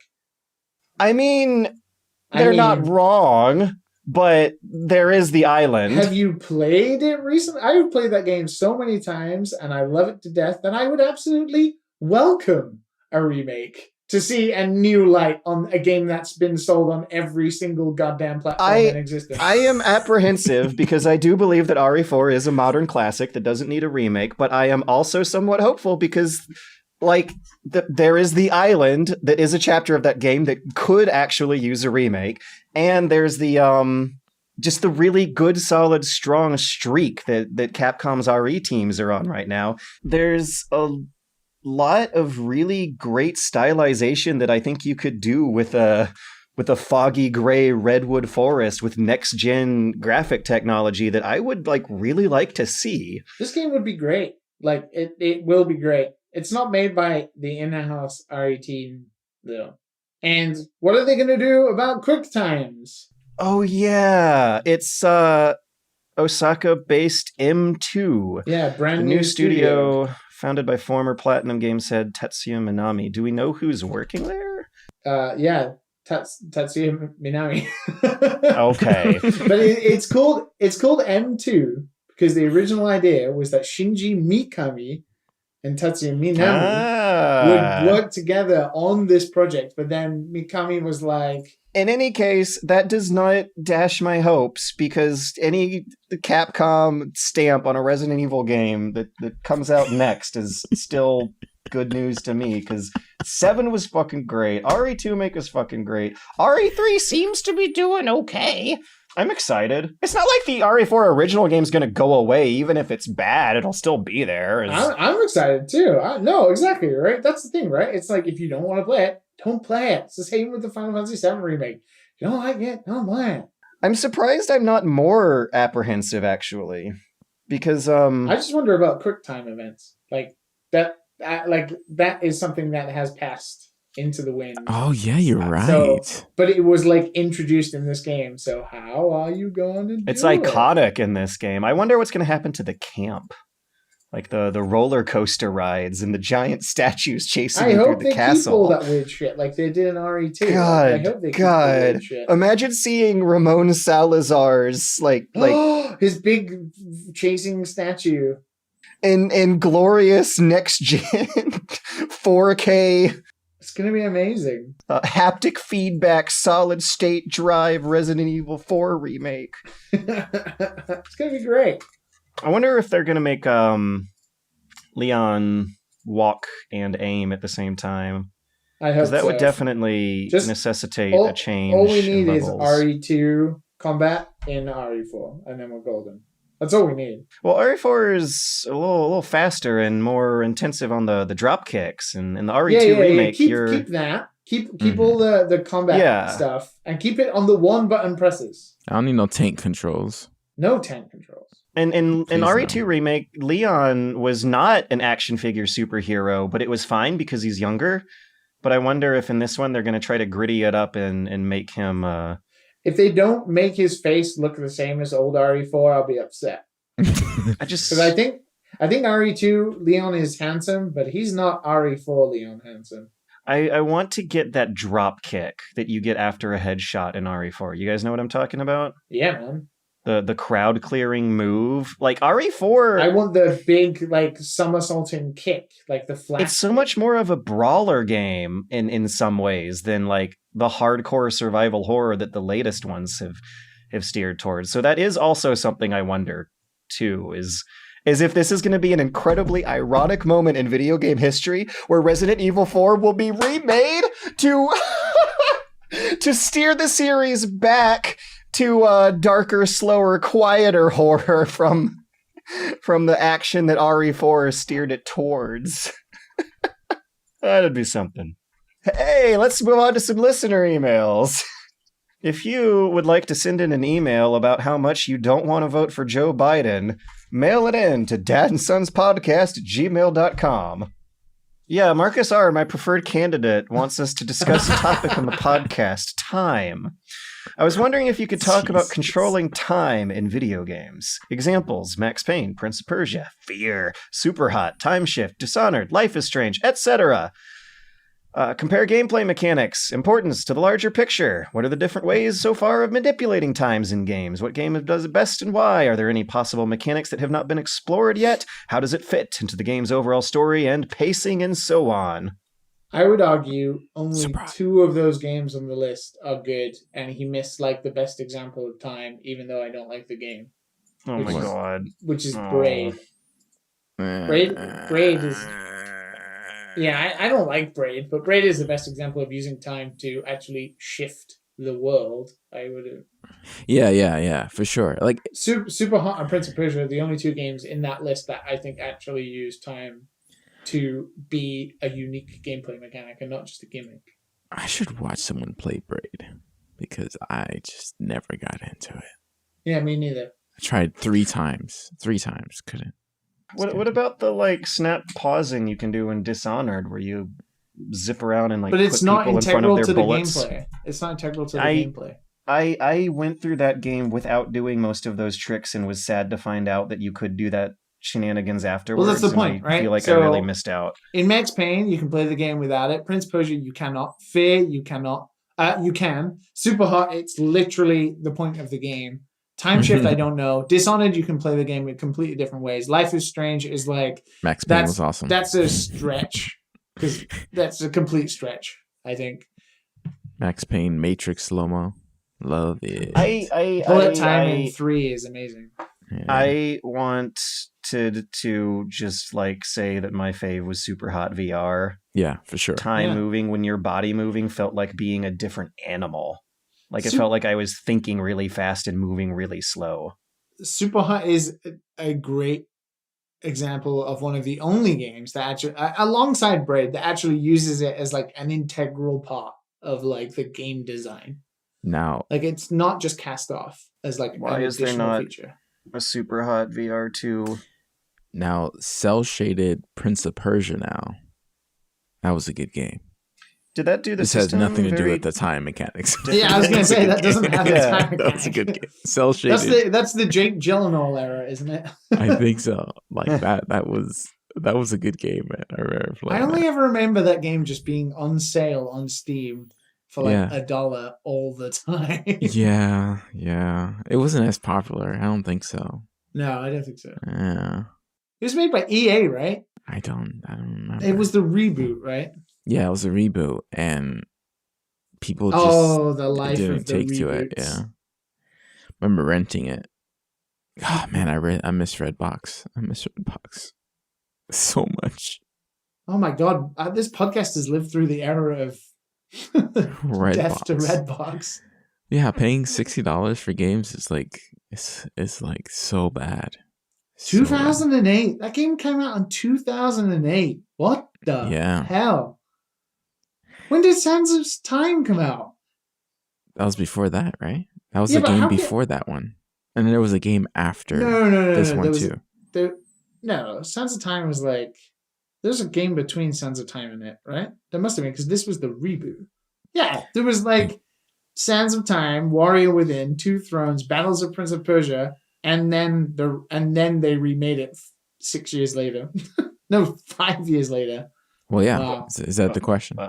What game? It's tangent. Well, what the a question. Yeah. Well, what what we're known for? Some golf time mechanics. Liam. Excuse me. Some golf. Hey, time mechanics. are you trying to hint weird shit? Some golf. Listeners aren't going to have any idea what that means. So instead, Tristan M wants to ask Liam about oh no. about your background and your secret history. Okay, do you want to read it so other people know what it is? Tristan M says, I don't know too much, but I do know you started out doing computer science at university. I'm curious how you went from a computer science degree to becoming game designer. Did you find the knowledge gained from computer science incredibly useful? No. Really? It's a double-edged question. No, answer, sorry. No, I didn't. I did study computer science and realized I was really bad at it.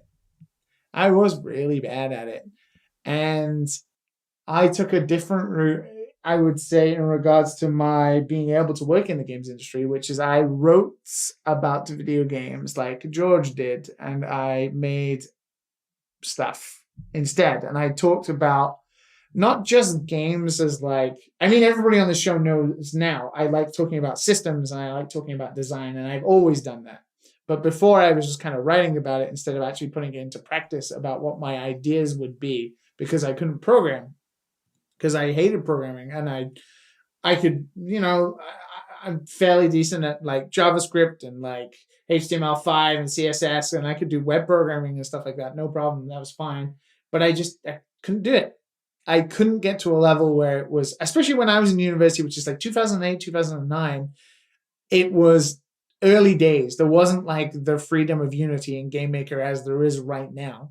Oh, yeah. And it wasn't. And so I went to Rockstar and I kind of did stuff completely different where I didn't have to use computer science degree. But then when I was at Rockstar, I started doing a little bit of scripting to fix bugs and stuff. And then I learned, that all my tiny knowledge of programming came in handy, but it wasn't so much. And I had to relearn everything. And that kind of sparked an interest that made me pick up GameMaker. And when I picked up GameMaker, I learned GML. And that, like, all of the logic and stuff that's in my head about programming, but not necessarily like the intelligence of it, was still there. So GML fit perfectly because it uses programming logic, but in a very simple scripting form. So I was able to make stuff and I felt good. And that gave me even more interest into it. So I wouldn't necessarily say that my degree in computer science gave me any skills towards becoming a game designer. It much more gave me skills to be like a web programmer or a designer or whatever. Just fucking around in GameMaker, thinking of literally what Matt just hinted at, which I was showing these guys before the podcast, was something shitty that I was making in GameMaker. and it uses like simulated ball physics and stuff like that. Like that was a cue for a joke that I meant, but it uses, mine are all real, baby. it uses simulated ball physics. So I got to a level where I can do physics programming, or at least I can in like GML, and I can actually program in Unity and stuff. But it's because I had the initiative myself to go out there and do it. But I much prefer designing, and you don't need to be a programmer to understand design or design games. You need to look at stuff like whiteboxing, opening up Unity and just putting a load of boxes around that resemble a level and show like pathways and stuff like that. That's a completely different thing. But being able to understand other disciplines is definitely helpful for when you work in a team. But yeah, I don't know. What is the usual path to game development these days? It depends, because everybody's a specialist. I thought it used to be computer science. It did used to be computer science, because the only people who could make games were programmers. And that's my point, right? Like when I went to university, it was on the cusp of change, but it was still programmers predominantly. But then the explosion of indie games and people making games at home means anybody can make games. But when you work for a studio, you still have to be a specialist. Like you have to be an animator or a rigger or a technical artist, or you have to be a graphics programmer or a systems programmer or a tools programmer. And you have to be like a level designer or a senior designer or a director or a executive producer. Like there are so many different pathways, right? And game design is something that unless you're a programmer or an animator or an artist, you can't actually study. It like literally you can just try and make stuff, and then maybe you'll get a job. Like, I don't know what better. Like, there are people like, Derek Yu and stuff like that, where they talk about the different multifacets of game design. And it's great and it's super interesting. And for somebody like me who is fortunate enough to already have this job, for me, it's just making me a better designer all the time. But for somebody who's maybe getting into the industry, it's not that useful, because these are like, big dudes who are just talking about the industry in general. But there are people like Max Perez, who runs like the Level Design podcast. He works at CD Projekt Red on Cyberpunk and stuff. He actually just talks about how to design levels, like how to whitebox things in Unity, how to download asset packs. And like, Matt, you've been doing a little bit of this, right? Like trying to get into Unity and stuff. Yeah. Like this Max, he's not a programmer. He's just a designer. He uses like literally simple scripts to get things moving. But other than that, he's just trying to teach you what is like the way to make good levels, like spaces in video games that, would be fun to play, like how you can visualize from like a third person camera or a first person camera, like the different heights of boxes or walls or rooms and spaces.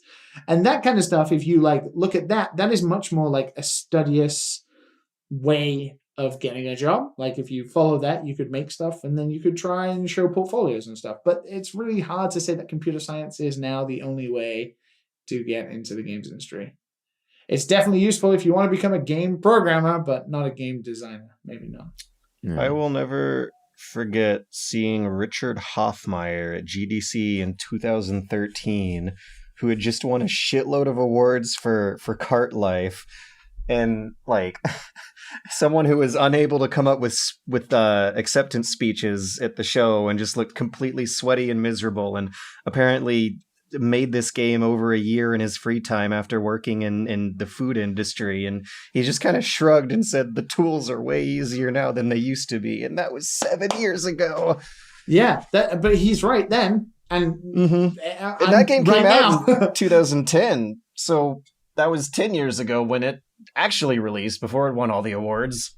Like, when I think back to like Salaryman Suzuki-san, when I was fucking around after Rockstar and I was learning how to do GML and I was learning basically how to program all again, and all of the mistakes and everything that's in that game literally makes my skin crawl because it's bad and it's broken. But I could never picture like now just booting up Unity and making this dumb shit that I was showing George and Matt earlier, because it's like physics simulations with complete wall collision and like the ability to change states, and like the camera moves and then changes between like there's so many different things that now are just like second nature to me, not in terms of design because that's always been there, but in terms of like programming and also in like the way you run systems and stuff. So it's like practice. It's like everything. You just have to practice and you just have to try and you'll get there eventually. But the tools are way much easier now. Yeah.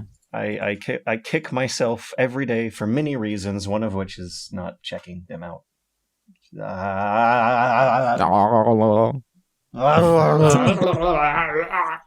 Make games. So we should try that eventually, right?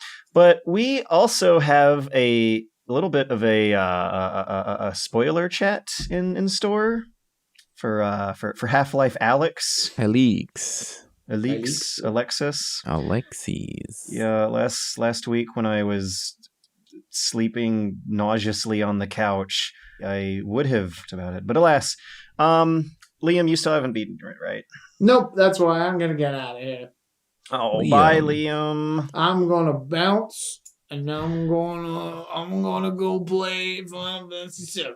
Oh. So Hey, next week you'll beat it, and then we Final can talk about it, right? And Yeah, you guys could do the spoiler chat for FF7 next week. This week, me and Matt will do Alyx. Please. Because apparently we're living in an age of weird endings. Yeah. Oh my Shut up. god. Right, I'm gonna stop my recording and get out of here. So, Stop! okay. Bye. I love you all. Alright. Subscribe to Dad and Sons. Bye, Liam. Oh, Okay, man. so Matt, Yeah. we went all the way through it. Yeah. And I wrote some notes down a week ago that I think I deleted when making this week's podcast outline. But yeah, I genuinely enjoyed that game. Throughout most of the run and a second run that I gave. On the second playthrough, a lot of the standing around and waiting for people to talk sections was quite a lot more rougher than the first. Yeah. But we're here to talk about like the later game stuff, right? Yeah. So I think I got every single collectible ever. I upgraded almost everything. Like I was missing like the laser sight on one of the guns. I like the grenade launcher on the shotgun. Yes, and that was like the best. Stuff a grenade straight into the gun. Yes, that was great. That was great. What do you think of the reservoir chambers, the extra ammo? Oh, the thing that you unlock? Yeah, it makes the reload procedure of the guns a little more complicated, so it's kind of sort of like a soft downgrade depending on the situation, though, because sometimes it can be advantageous. Oh, I see what you're saying. One cool trick I learned throughout the game was holding a power cell for the combine machine gun in one hand and the gun in the other, and you just can like hold the trigger while hiding behind some cover and poking your hand out above it and just feed ammo into that gun as you fire it, and that's a move you can't really pull off with the reservoirs. I had so much extra ammo because I'm a hoarder. See, I don't like survival games like this because I hoard way too much and I don't enjoy the game. Were you playing on normal or hard? Normal. Because I was playing on hard and it was at a good clip. I think that's actually the way, if you're used to VR games, you're supposed to go through this one. I heard a lot of people complain about how easy it was, and I was not feeling that as much with hard mode. They can't complain that it's easy when they can switch the game to hard. That's just like yeah, well, that's just weird. Country. Yeah, that's weird. But until you call the cops on them for it. Okay, you were talking about the tracking issues. Those eventually did get fixed for me, but I had to move my sensors into a different spot. I think I have to move mine in a different spot because I get connection issues a lot with my hands. Like the finger placement on the Oculus is not so good when it comes down to like I just have you with a constant fist and like two of your fingers poking out all the time, and it just kind of brings you out. I think that there's a little bit of a height issue too. Like you couldn't even get to like the floor. Like no matter what, I couldn't fix it. Yeah. Just like little issues like that. I don't have it in any other games, but this one, like I had a ton of issues with like little things like that. With how much more of a beast VR games are, I'm Yeah. willing to give it a lot of passes. My Yeah. first run through, I had constant tracking issues until I changed the camera positioning in my second run through, which I didn't get all the way to the end of the second run through. I'm not gonna skip the chapters. I mean, I yeah, some had- of it is kind of draggy a little bit. I had the sensors changed and didn't have that issue. One thing that does also become really, really obvious as the game goes on is a formula starts to become apparent. Yeah. You have about 5 minutes of gunfight action, and then like a good 20 to 30 minutes stretch of puzzle action, environmental puzzles. They'll get broken up by 1 minute of minigame puzzles with the globe. And I think it's because I am left-handed, but the globe puzzles in the game is something that became really annoying on the later playthroughs. They feel real arbitrary. It's more like turning a weirdly shaped key than something that engages your brain as an actual puzzle.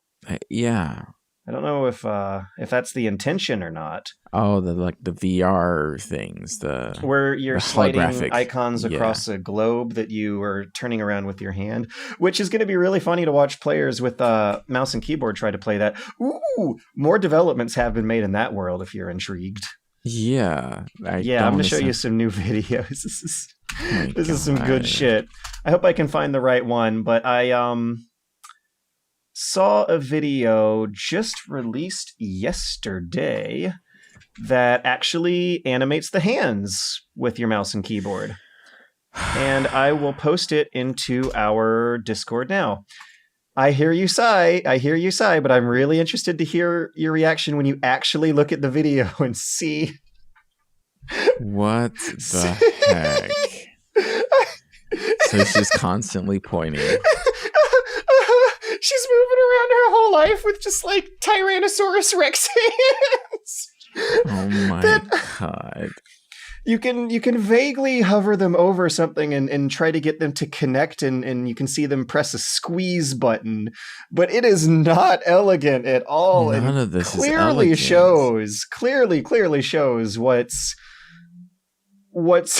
possible with VR games and what's not. Just this conversation with Eli 40 seconds in is hilarious to watch. It's a different kind of VR body language comedy, though. A big element of VR games that you miss in flat games is the comedy of acting around with your hands, and this really just brings that to a whole new level.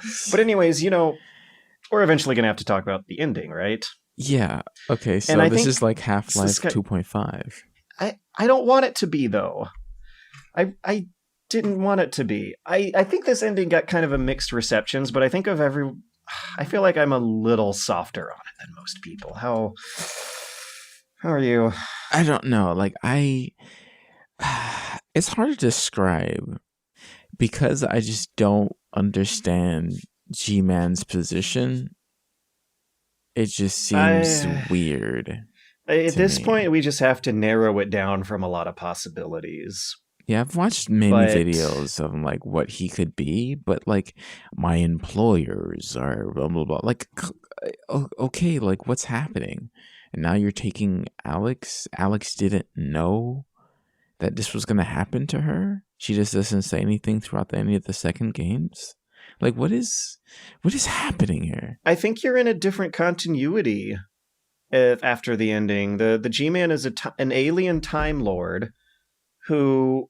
He's like the super hot VR man. Time moves when he moves, I guess. So he's able to teleport people through different parts of time in the universe, and his employers, for whatever reason, want to escalate a war between Earth and the Combine, and so he hires various... So this happened to Alyx before. Yeah. I'm thinking that this absolutely happened during... Most of what you see in Half-Life Alyx happened before Half-Life 2, Right. up until the pre-credit scenes where Alyx goes into a different timeline to kill the advisor that kills her father, but that ends up killing Gordon Freeman. Or am I remembering that right? No, it doesn't kill Gordon Freeman. You play as Gordon Freeman at the end.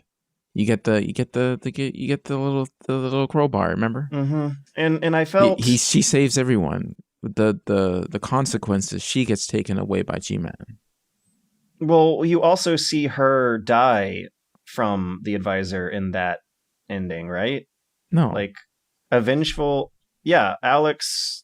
she doesn't die. Okay. Okay. I see what's happening here. You don't see her die. Eli says she dies and that it's time to go get vengeance. Is that what he said? I thought that was the assumption, and No. what the G-Man was No, implying he's- was that you're switching over to a different timeline where Alyx dies and Gordon lives, or you switch to a No. timeline where Alyx dies and Okay, or where Gordon dies and Alyx lives. I remember him saying that we got to go get her. Yeah. Oh, okay. You know what? This, I think, just brings to light the problem. No, And it's that pretty is- self-explanatory. But that's not good enough. It's been 13 years. Thousands of people have actually died waiting for this game to come out. Yeah. And it's pretty much like the closest thing to an actual Half-Life 3 we're ever going to get.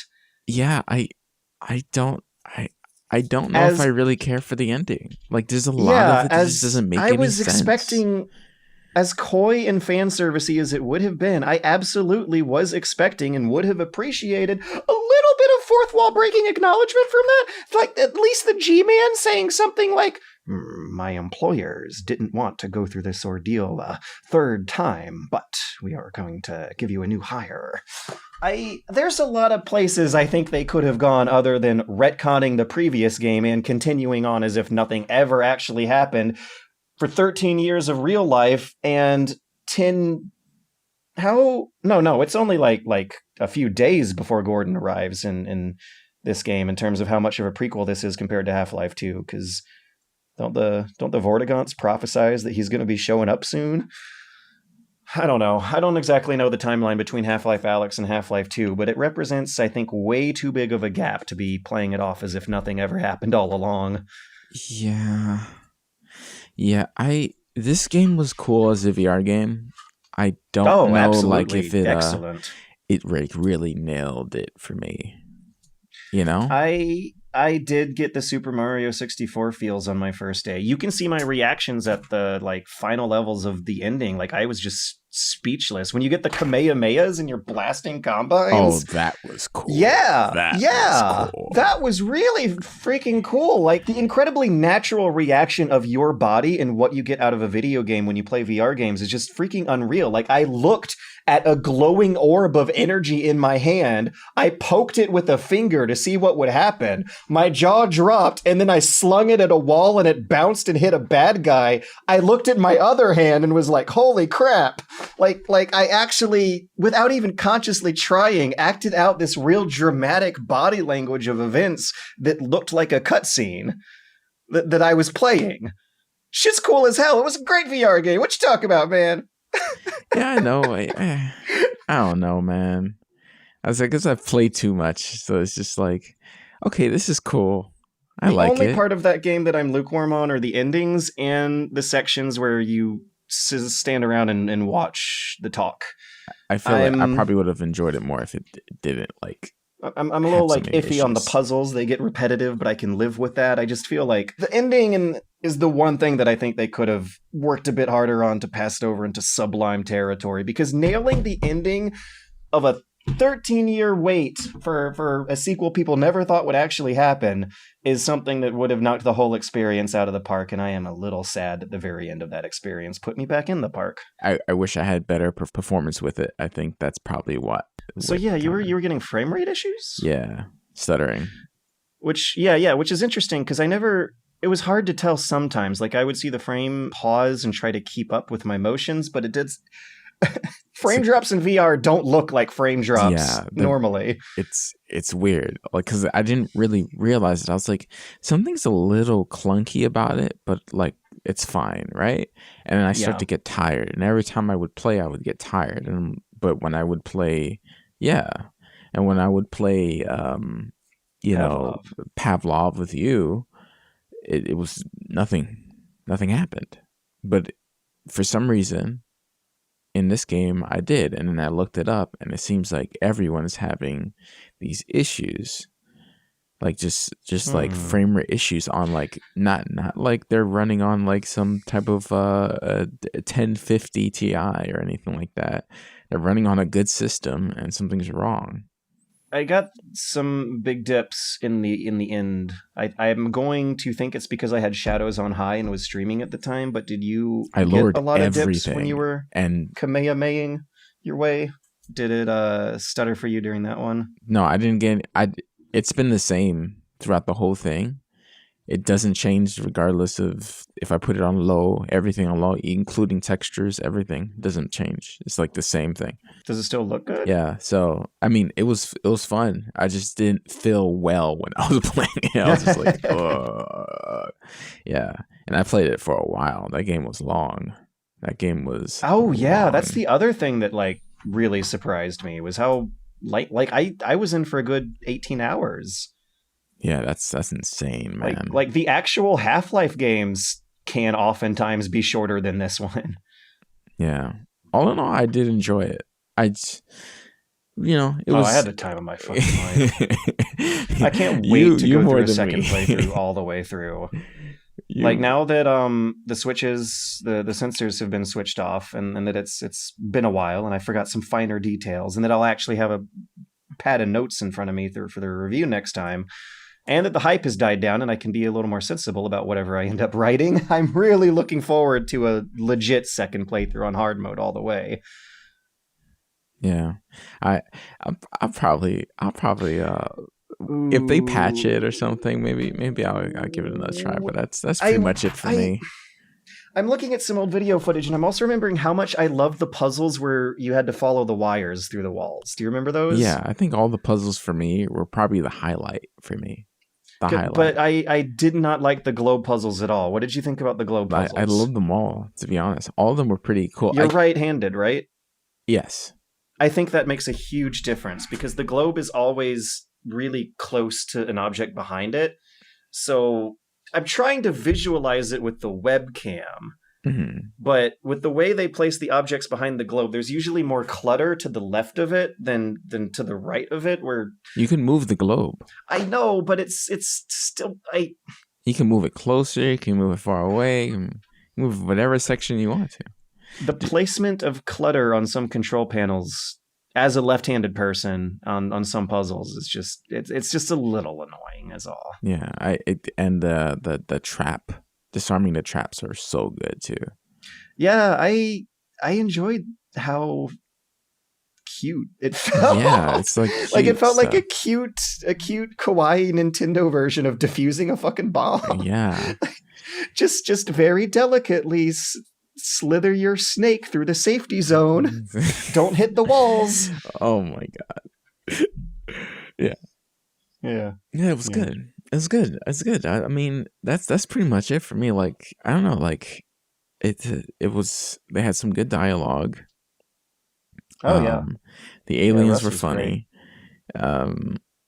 You know, the parts where you have to what was it, Jeff? My name's Jeff. Mm-hmm. Yeah, Jeff was pretty fun. Is some of the best level I think I've ever played since Resident Evil 4. Like the Iron Maidens in that level were just so cleverly designed mechanically and built into a series of tunnels built for them that Jeff took that whole idea and ramped it up to 11 with Valve quality. Yeah, throwing objects to attract him to different, like, and it has a whole nother element. Making sure that your fingers don't knock anything over while you're like delicately reaching for stuff. That's one thing that I have noticed already has like really changed my mind in terms of how I think of first person shooter games. Like if I have to press the reload button, I feel like I'm being cheated of an experience now.